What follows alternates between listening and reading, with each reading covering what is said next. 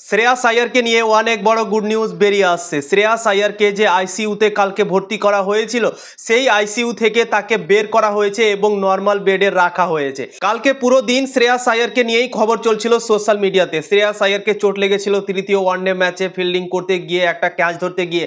তারপর সে বুকের নিচে যে জায়গাটা আছে সেই জায়গাটা ধরে সে মাঠের মধ্যে পড়ে গিয়েছিল, অনেক ব্যথা পাচ্ছিল সেই সময়। এবং তখন দেখে মনে হয়েছিল কি খুব একটা সিচুয়েশন খারাপ নাও হতে পারে, হালকা হয়তো চোট লাগতে পারে, কিন্তু তার চোট এতটাই গম্ভীর হয়ে গিয়েছিল কি তাকে আইসিইউতে ভর্তি করা হয়েছিল। কালকের খবরটা শুনে সবাই অনেক শক হয়ে গিয়েছিল, আমাদেরও মন খারাপ হয়ে গিয়েছিল কি শ্রেয়াস আইয়ারের মতো প্লেয়ারকে এরকম ভাই কি করে হয়ে গেল, কি করে এত বড় একটা চোট লেগে গেল। কালকে খবর এসেছিল কি তার যে বুকের যে হাড্ডিটা আছে সেখানে নাকি রক্তক্ষরণ হয়েছে, তাই জন্যই শ্রেয়াস আইয়ারের এত বড় সমস্যা হয়েছে, তাকে আইসিইউতে ভর্তি করা হয়েছিল।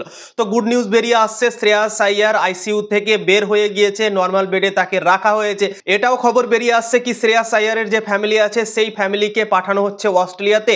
শ্রেয়াস আইয়ার যেখানে ভর্তি আছে সেখানে তাদের ব্যবস্থা করা হচ্ছে, সেখানে যেন তারা যেতে পারে এরকম ব্যবস্থা করা হচ্ছে, ভিসা वगैरह সবকিছু রেডি করা হচ্ছে তাদের ফ্যামিলির জন্য। তো শ্রেয়াস আইয়ার এখন পুরোপুরিভাবে চাপ মুক্ত হয়ে গিয়েছে। কালকে যে খবরটা বেরিয়েছিল খারাপ খবর, সেই খবরটা থেকে শ্রেয়াস আইয়ার অনেকটা এখন সুস্থ মনে হচ্ছে এবং আইসিইউ থেকে বের করা হয়েছে। আইসিইউ মানে তোমরা বুঝতে পারছো, আইসিইউ মানে হচ্ছে একটা ইমার্জেন্সি জায়গা। কোনো পেশেন্ট যদি খুবই ইমার্জেন্সি থাকে, তার অনেক রকম সমস্যা থাকে, তাহলে তাকে আইসিইউতে ভরা হয়, আইসিইউতে তার ইলাজ চলে। যখনই খাতরা থেকে বেরিয়ে যায় তারপর আইসিইউ থেকে তাকে বের করা হয়।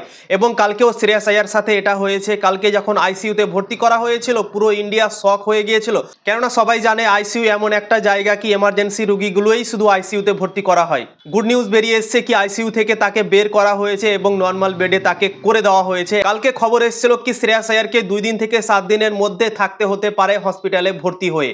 এখন যেহেতু আইসিইউ থেকে তাকে বের করা হয়েছে, তো শ্রেয়াস আইয়ারকে এখন প্রায় 7 দিন মতো থাকতে হতে পারে হসপিটালে ভর্তি হয়ে তার রিকভারি করার জন্য।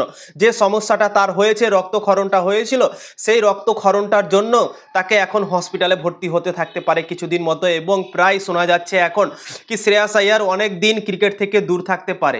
সাউথ আফ্রিকা আর ভারতের মধ্যে যে ওয়ানডে সিরিজ হতে চলেছে, শ্রেয়াস আইয়ার তো শুধু ওয়ানডে সিরিজ খেলছে, তো সেই সিরিজে শ্রেয়াস আইয়ার নাও থাকতে পারে এরকম খবর বেরিয়ে আসছে। তার চোট ঠিক হতে সময় লাগতে পারে, প্রায় 2-3 মাস সময় লাগতে পারে, এরকম খবর বেরিয়ে আসছে কি শ্রেয়াস আইয়ারের চোট এতটা গম্ভীর হয়েছে। আইসিইউতে ভর্তি করেছিল, তো তোমরা ভাবতে পারছো কতটা গম্ভীর তার চোট, এবং তাই জন্যই তার চোট সারতে সময় লাগতে পারে। তাই জন্যই ক্রিকেট মাঠ থেকে 3-4 মাস দূরে থাকতে পারে শ্রেয়াস আইয়ার, এরকম অনুমান করা যাচ্ছে। তো আমরা সবাই চাই শ্রেয়াস আইয়ার যেন খুব তাড়াতাড়ি সুস্থ হয়ে মাঠে ফেরে, তাকে আমরা দেখার জন্য অনেক এক্সাইটমেন্ট হয়ে থাকবো চোট সারার পর।